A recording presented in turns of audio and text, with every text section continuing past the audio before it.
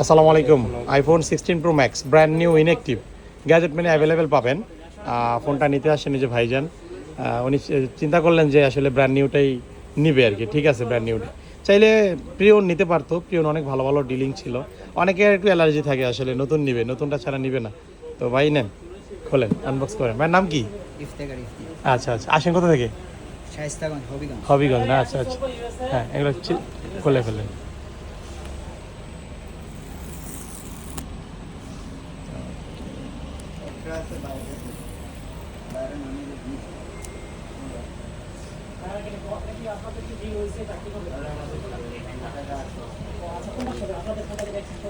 ওকে, dessert titanium colour, এটা 256 GB.